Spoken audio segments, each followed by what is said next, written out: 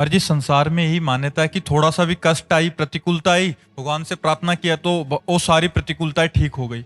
ये एक नहीं मान्यता है नहीं, कि ऐसा होगा। ऐसा नहीं है, ऐसा नहीं है। अगर प्रारब्ध में आपके दुख लिखा है तो भगवान दुख का संयोग देंगे, लेकिन आपको सहने की सामर्थ्य देंगे।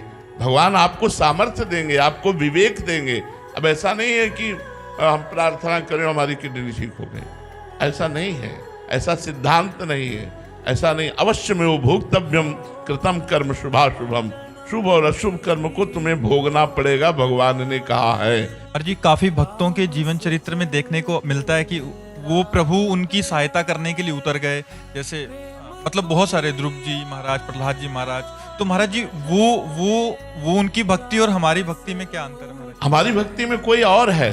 देखो भगवान कहते हैं, जब माधवदास बाबा को संग्रहणी का रोग हुआ, उसमें बार बार शौच जाती है, तो बार बार शौच निकल रही थी। एकांत में समुद्र के किनारे कुटिया थी, कोई था नहीं, तो बड़ी सुगंध आई, तो उन्हें होश आया।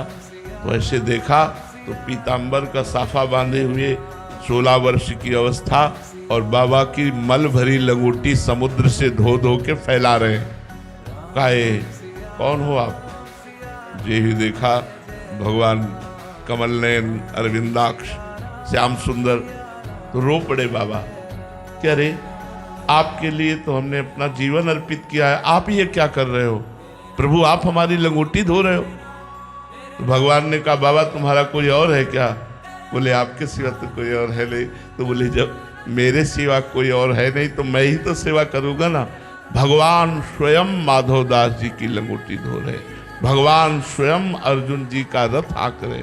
भगवान कहते हैं पग चापू और सेज बिछाऊं, नौकर बनूं हजाम, हाँकू बैल बनो गडवारो, बिना तनख्वाह रथवान, यही तो मेरे मन में ठनी, भगत मेरे मुकुट मणि। कैसी बात करते हो, थोड़ी सी भक्ति करो तो भगवान कृपा ही कृपा कर रहे हैं। हाँ ये है कि हमारे बहुत पूर्व के पाप हैं जो हमें दुख देने के लिए आ रहे हैं, लेकिन हम भगवान से यदि जुड़ जाएं तो हम दुखों से पार हो जाएं। इसीलिए सबसे कहते हैं राधा राधा रटो, राधा राधा नाम जप करो, जिससे तुम्हारा मंगल हो जाए। क्योंकि वो पाप कर्म हमें दंड देने के लिए बिल्कुल बलवान होकर तैयार हो रहे हैं। यदि भगवान की शरण में है तो आएगा, लेकिन बहुत कम होकर आएगा और हम सह पाएंगे, हम टूटेंगे नहीं, हम विपत्ति को पार कर जाएंगे।